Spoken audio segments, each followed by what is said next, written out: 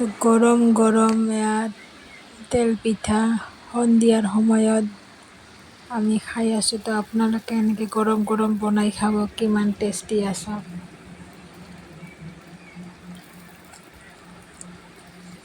এয়া মায়ে পিঠা ভাজি আছে জুইত।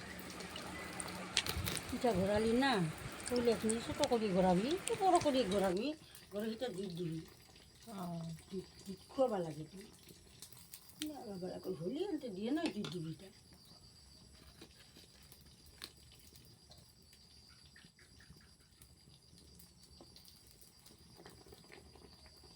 কাঁচা নাই নহয় পিঠাটা উঠিলে নহয় থাকে তো কাঁচা একটা কিনে খালি পান বলছে লাল নপরে মানে তিল কি নহয় এইটো রিফাইন তেলত নহয় এইটো লাল নহয় এইটো বেছি কাঁচা তুমি।